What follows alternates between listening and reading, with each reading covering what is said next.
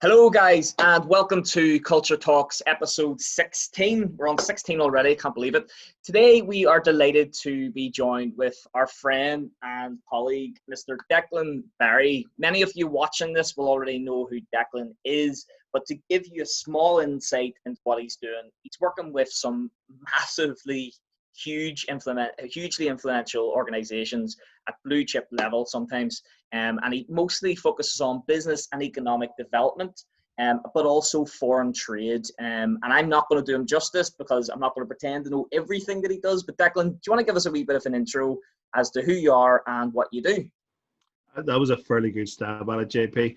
As I said, my name's Declan Barry. I work primarily with government agencies and with large companies to help them to make sure that they've got the right resources in the right country. So that's largely where the economic development stuff comes in. So if they're choosing to open a new factory somewhere, or if a particular location would like to promote themselves for investment, I'm sure you've probably seen something this week about the whole hezbollah about Tesla choosing their new factory and putting it in Texas over Oklahoma. And I wasn't involved in that, but I've been involved in previous campaigns with organizations like Amazon and others that are choosing locations. Cool. But it's that sort of world that I live in.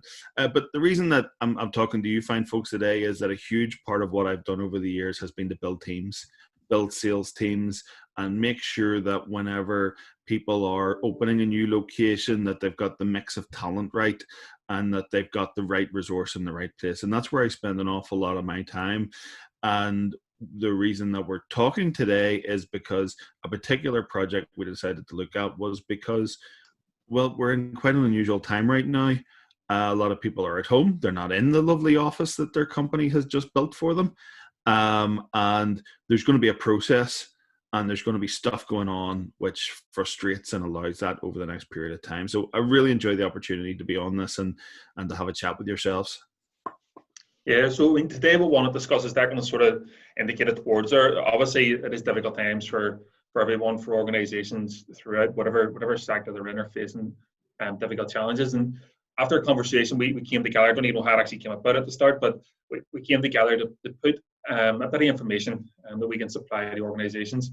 We sort of investigated some areas of organisations where they were facing problems already pre-pandemic, because there was obviously a lot going on within organisations. They look at some historical events and what impacts that they've had on organisations in the past. So we look at like say 9/11 and things like that within the paper, and to then look at some positive steps forward that we're hoping and support organisations moving forward. So that's some of the topics that we kind of want to touch on today. So who wants to kick us off?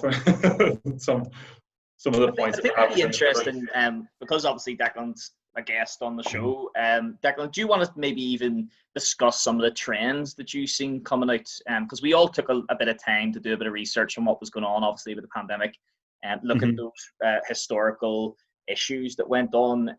For you, because obviously this is about getting people back into the organisation and the issues that we're going to face are facing at the moment. For you, what was some of the biggest trends that came out of this?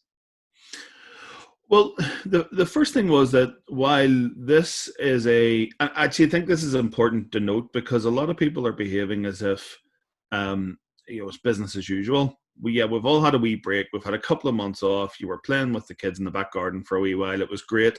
Now it's time to get back to work. Where in reality, this is actually, and it's still going on, particularly if you're in North America watching this, it's still a once in a lifetime event where the entire Western world and a good chunk of the Eastern world too has been shut down. Workplaces have been closed by law. And if you like, the average person has been forced to work from home or to just stay at home. We've never had that in our lifetime since probably going back to my grandparents could probably tell me stories about the Blitz and the Second World War, but really we haven't had this before, so it can't be treated as just another day at the office. The other side of this is you also want to try and learn from the past. So while it is the first event of its type in a long time, it's not the only event which has had a seismic impact on a workforce. So some of the events that we looked at here were for example, as Sean mentioned there, 9/11. If you were working in a tall building in New York City in 2011, I would have been pretty nervous about going back to my desk. I would have been pretty nervous. There would have been some sort of hangover from that. There were precautions that offices and processes that employers had to go through to do that. Even if you look in other parts of the world where there have been significant natural disasters or other health-related things, in Asia there have been quite a number of them, and there's a process that used to get back. So it would be a shame not to learn from these things and try and work out what it was. So in terms of the themes that came through, the first major theme that came through was the acceptance of a new normal. The simple things around... We were joking the other day. I don't think it was a conversation between the three of us, but I was in a conversation and someone said about shaking hands. And I went, yeah, we'll tell our kids in a couple of years, those Philistines and damn dirty apes that used to shake hands and hug each other, how very dare they? But and we were being flippant at the time, but the point was there will be we now can't go into shops here in Northern Ireland without wearing a face mask. I haven't shaken hands in a meeting in a long time, which is really bizarre changing of habit. For me, certainly, maybe not for other people, but definitely for me. And there will be an alteration to how we behave after this that kind of settles in as a new half-life, if you like, afterwards. Some of the other things that come in are behavioral. From an employee point of view, some people have just really enjoyed being at home. I know I have. What other point do you get to now? When I'm different, that I'm self-employed and I was able to keep the wheels turning. If you were in a situation where you were being paid 80% of your salary to sit at home and play with your kids and not worry about work for 3 months, happy days. I mean, obviously accepting the seriousness of what's going on outside, but the ability to spend that sort of quality family time together. And even those that were working from home who were able to create a good routine, be productive, but still be at home for family, still be more part of events, where maybe they were, particularly if you look at people who live in major cities like London or New York or Madrid, where they get up 2 hours before they have to be in the office. They're on public transport. And their working day maybe lasts 12, 14 hours because of travel. All of a sudden, their working day was 7 hours. Jesus, that's a significant change. That's life changing. So why would they want to go back to that? So there's been those sort of practical issues, but then there's been some of the other things that come through, which are more around the challenges which leaders and managers face. And again, we all know to stipulate the difference between a leader and a manager, but the real trick here is that how have we then managed our corporate environment or our business environment, whatever terminology you like to use, with all these things going on? How have we communicated with each other? How have we kept in touch with our colleagues? Did we want to keep in touch with our colleagues? Was this a bloody good excuse not to talk to our colleagues? I'm sorry, Karen, I'm not taking your call today. All these things are going on, and that dynamic changes. So and there's been some healthy things where people are walking more, they're cycling more, they're exercising more. Some people have got a fabulous work-life balance, but there's other people where maybe for those people out there that don't have family or children, they're working longer days. They're maybe starting earlier. They're maybe stopping later. They're maybe under more pressure than they were before. And oftentimes, because they just get on with it, they're probably getting even more thrown on them from employers and from other people. So in terms of wider themes, it's been really interesting area to read around, and it's been very interesting to look at some of the strategies and tactics that people are using to try and normalize it. That's it. I mean, as you're saying there, everyone has been impacted differently as well. Whatever your circumstances were going into this scenario, first of all, are going to impact what happened the whole way through. And we know a lot of people were struggling with a lot of mental health issues, for example, which really would have been exacerbated with the lockdown period. And I think it depends as well. We were fortunate that in our house we have a back garden for the kids to go and play in, but some people don't have that kind of luxury either. If you're stuck in a flatter apartment, it's even more difficult to deal with, and it depends on the circumstances of your kids. I know some people whose children have autism and things like that, and they would have struggled with routine changing. So everybody was impacted in their own home life in different ways, but there were some positive circumstances and there were a lot of negatives. And I suppose it also depends too in what impact COVID's actually had on you directly too. Have you had a death in the family? A funeral that you couldn't attend? So there's so many different circumstances that are happening throughout, and that's going to impact how people feel going back to the workplace. But as you say, Declan, some people will love the work life when you're sitting at home, and that works so well. And I know at the beginning, actually, I loved it. But as time went on, I was kind of going, I need to move out of the house and I'm more productive in another space. But for some people, that isn't the case. They're more productive at home. So it's about how do organizations deal with this moving forward. So how do they deal with their employees who don't want to come back to the workplace, who want to stay at home, and other ones who want to come back to the workplace? Yeah, I think it all comes down to the communication that you have. And on the communication piece, you raised the issue there of mental health beforehand. Office of the National Statistics would have said that about 40 to 45% of people would admit to having moderate to high levels of stress or anxiety in the workplace at some point in the previous 12 months. And we all know as people who build and manage teams that the easiest way to combat that is through communication. And sometimes it's not easy to see. Some people are like the swan, they're nice and demure above the water, and then underneath just the legs are going 10 to the dozen. And you don't see that kind of anxiety or stressful behavior unless you're physically sitting across the table from someone and there's a tale of some nature which brings your attention to it. So that's been one of the big things around this, and especially in relation to the elongated nature of it.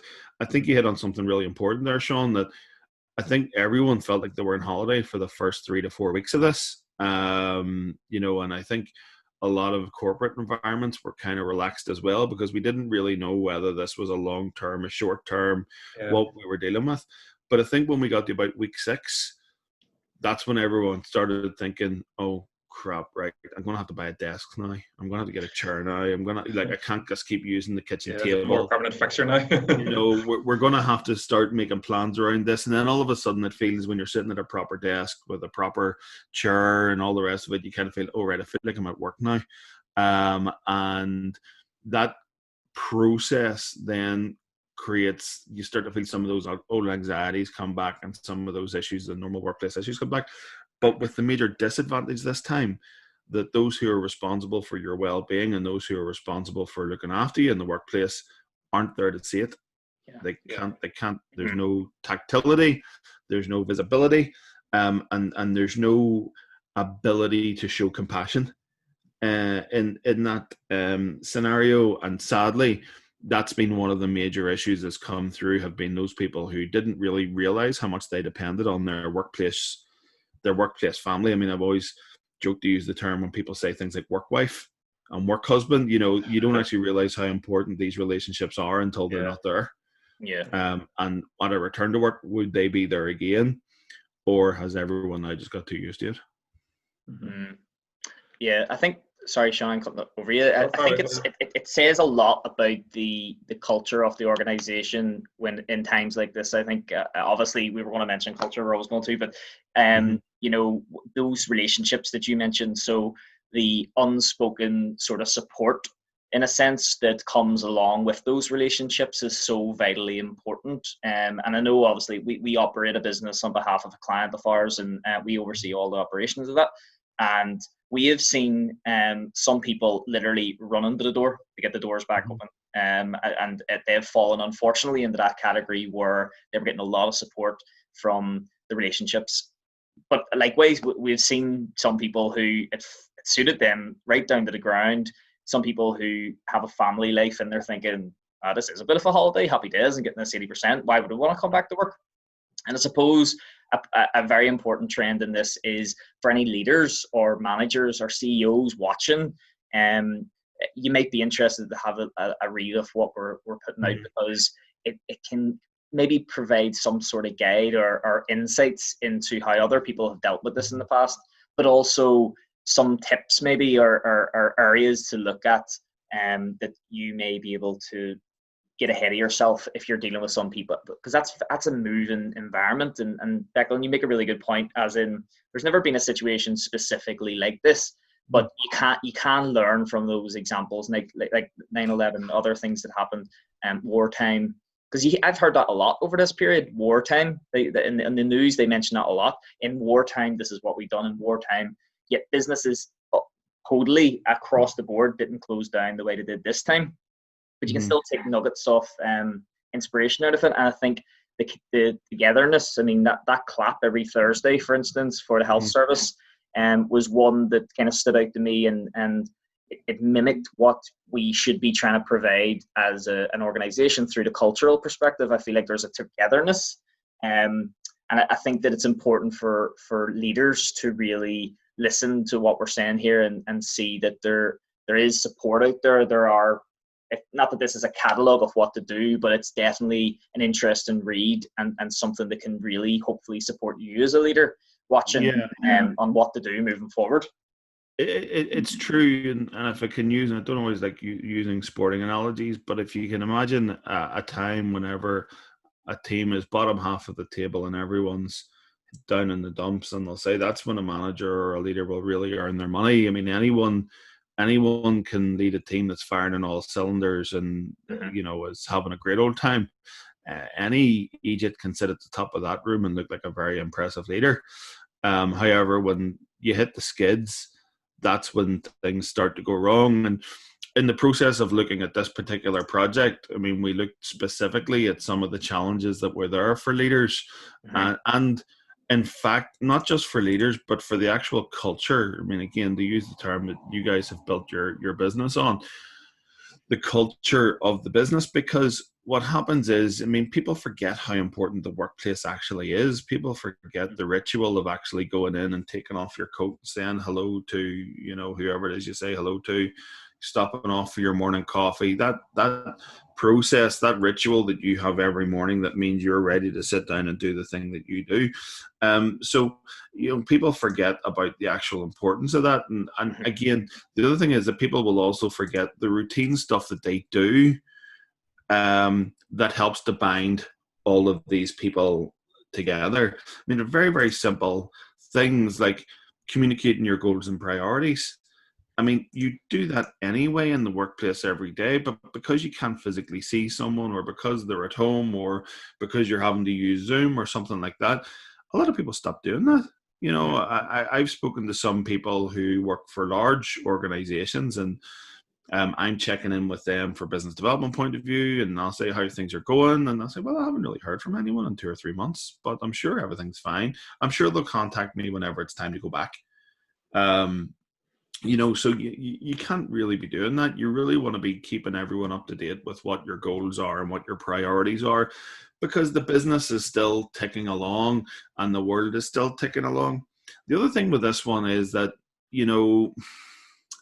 frankly, there aren't enough good news stories going along, and I'm trying to, and I know in a bizarre situation like the one that we're in, there aren't too many people jumping up and down telling success stories and talking about good news, but that's all the more reason when something good happens, you should be jumping up. I mean, yesterday within my digital consultancy, we signed up a new long-term client, and we're absolutely over the moon, because in difficult circumstances, to get a new client on board that generates revenue and adds more stability. Fantastic. I tell you, there was a celebration had anyway, socially distantly, of course. But we still celebrated because it was the right thing to do. Yep.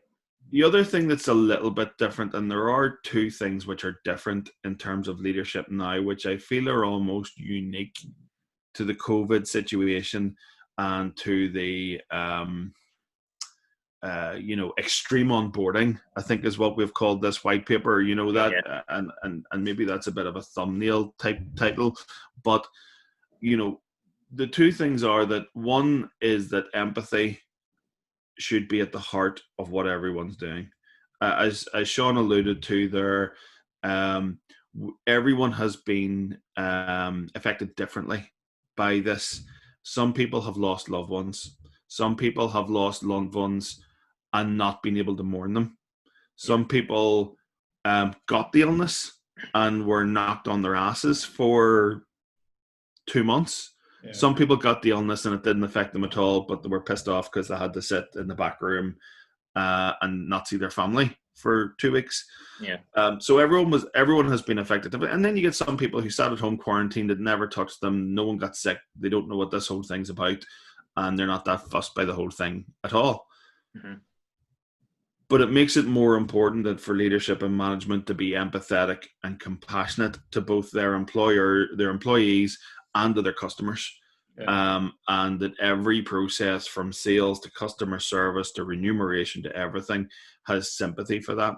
And the only final thing I'll say on this one, because I actually think it's the most important, is that there's no right or wrong answer. Yeah. No one's been here before. I mean, even in the process of putting together this white paper with some suggested tactics, we're using best guess. We're saying, based on the theory of what is good people management and what is good leadership qualities, this is how we would go about it. But if you know your business better and if you know your people better, there's no right or wrong answer. Just look after your people. Yeah, that's the same as culture as well, because there is no one fit culture either for any organization. The answers, even the culture in general, are different for everybody, because what works for some doesn't work for others. But one of the things which we point to, and one of the basic areas which is important that all organizations have, is when we look at Maslow's hierarchy of needs, and we look at that sort of psychological safety. And this is one of the difficulties as well for leaders coming in, because, as you say, the leaders have faced all the same challenges everyone else has faced. They haven't been separated from this. They're coming in with these same challenges, the same psychological challenges as well. But they're also faced with the fact of you're trying to provide the physical safety around an area, and particularly the likes of hospitality, for example. And work from home, for hospitality, it's customer facing. You have to be there. And for leaders coming in, they're trying to find a fine balance between getting the PPE in place and making people feel comfortable in that sense, but also making them feel comfortable that it's safe to come into. And it's not a big scary place where people are wearing masks and visors. Exactly. It's a hard balance to try and find. And one of the important things that we need to remember as well is that employees within the organization still have all the same needs that they had before. And we can't forget that. We have to still take the time for our team, because if we don't, we're going to be found wanting in the future. And I think this is a time when organizations will be judged by their employees, whether they know it now or not. And I think it's going to stand to organizations who treat their team well and really look after them. It's going to stand them well in the long term. Because at this point, there are jobs now, and in the future, when there are, people will go to them. If they weren't happy with how they're treated now, they'll move on in future. You're absolutely right. And what I think a lot of employers forget is that the furlough scheme is a two-way street. Anecdotally, there are some people that I know that work in very highly skilled roles in technology and finance and others, who were put on furlough, who kind of thought, why me? Why was I chosen to go on furlough and Jim and Bob weren't? Does that mean they're better than me? Does that mean that you rank them higher than me? Does that mean, I'm happy to sit at home and take 80% of my pay, but when push comes to shove, whenever your competitors find out that I'm sitting at home scratching, I think they might find a role for me, and they might find better conditions for me. Now, that's not going to be the same for everyone, but that could well be a major factor in what happens. But the challenge that people have are that I don't know. I think in the white paper we reserved it as, people say team norms, that old saying of, storming, norming, and reforming. We almost have now the non-norms of these, unusual behaviors. It's the non-norms of unique environments, and there's some stuff in that, whenever people are at home and they're working at home, Are they, is it traction or is it distraction? Are you getting stuff done, or was the PlayStation looking fantastically attractive that day? Were the kids distracting you for huge swathes of time when really you just got engrossed in Frozen 2? How did this happen? And that's all down on the basis of that leadership and of that looking after people. Because again, if they feel well looked after, if they feel well supported, they're more likely to be, there's more traction, there's more work getting done, there's more stuff happening. If they feel ignored, if they feel unsupported, then the distractions become bigger and wider. On the other side of that, as we've already said, you've got that work-life balance. It's where's the boundary? Yeah. It's instead of my, if I'm used to getting up at 6 o'clock in the morning and doing my commute and being behind my desk for 8:30, well, if I still get up at 8:30 in the morning and or 6 o'clock in the morning, I don't have a commute anymore, does that mean my laptop's getting switched on at 6:30? Yeah. And I don't have a commute home, does that mean it stays switched on until 7:30 p.m.? Who knows? But again, that's all down to that support. There should be someone identifying that, saying, this isn't sustainable, this isn't healthy, and that it will really just lean towards burnout. On the other side of that, I've also heard of stories of companies who are, let's say, the abuse of human resource, whereby you've got someone who is sitting at home and they're sitting at home and the manager doesn't care to sit there until 8 o'clock at night, so he'll just keep asking questions and pumping over emails until 6:30, 7:30 p.m., knowingly sending emails whenever people theoretically should not be working. And again, that just leans towards burnout. That just leans to people not feeling supported, not feeling trusted. And at the end of the day, as you quite rightly said, they'll vote with their feet. And when an opportunity comes along, they'll probably take it. And there's all the other stuff that goes on around this, and I'm not going to go into it verbatim. People can read the report themselves. But there are other phenomenons like the ever-moving deadline that just keeps kicking on down the hill because people don't have proper leadership and management in place. And then you've got huge issues around communication, people siloing information. I can't see you, we're not in the same office, therefore I'm not going to share this information with you. And there's all sorts of repetition and stuff going on. That's why we have organizations, that's why we have communication strategies, but a lot of that goes out the window. So again, people can read the report themselves, but I mean, this is a huge part of it. This is a massive, massive issue about people feeling that support and that warmth and compassion from the organization, that everyone's time, energy, and hard work is being appreciated and respected. Yeah, I think it's that attitude of you might be out of sight, but you shouldn't be out of mind. That's exactly it. And I think that I think many people didn't even know what Zoom was before lockdown. I think loads of people, like I know that we used it once before, Sean, I think. And yeah, once, literally once. Declan, I know you, because of the work you do, you might be on these types of platforms much more than most. Well, the remarkable thing is it became a verb. It's true. I'll Zoom you later. And I can only imagine the people at Skype must be really pissed off because they're like, we've been here for years, lads. We've been right here. Well, why not us? Yep. I'm just sorry I didn't get time to buy Zoom shares before. That's it. That's exactly what I was thinking. Yeah, unbelievable. I believe this fella who owns it became a billionaire like overnight. I'm not surprised. And that is a bit of a nod towards some people who have done well out of this. I was saying to Sean, I got in contact with just messaging people as you do on LinkedIn and building relationships as best we can. And I'm speaking to some people who have started businesses up in the midst of this. Obviously, the main function, providing an answer to a problem. And one was a platform built online, and it was for like an Airbnb type setup. And my understanding of it was, obviously there's still some sort of business that was being done during lockdown under the radar or whatever, and there was people who were still traveling back and forward on those one or two flights that were still going on, but nowhere to stay. So hotels being closed, Airbnb for the most part probably being closed. And this company, obviously, this fella seen an opportunity, and he said, you know what, I know a couple of places who are willing to let it out. and I believe that he's built up a fantastic business. So there is opportunity in every case. You know, look at your corner store, for instance. Look at your Spars, your Vivos, your, you know, they really did become the cornerstone of the community, because for many people who were allowed to go out and they weren't shielding, they were that was the place where people were going on every second or third day if they needed to.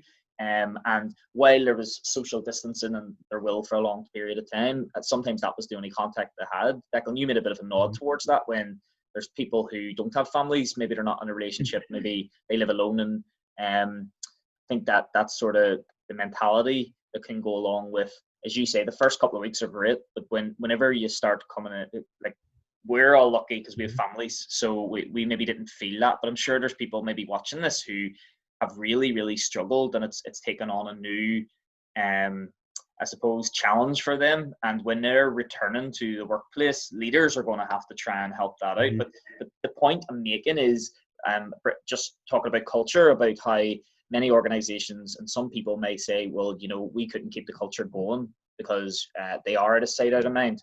Well, that's not really a good enough excuse, because you have these wonderful platforms here where, a good example would be Laura and the fiance, her company, they still do their stand-up.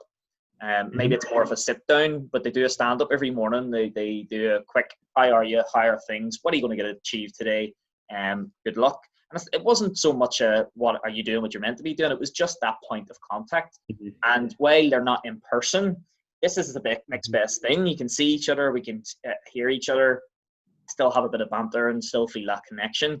And I think for people who are able to do that, and I think a lot of organizations learned, actually, yeah, you can still keep that function going. It's been remarkable. It's been remarkably fast, the adoption of this. I mean, it's there's one thing I would say, just you said something there which I think is important.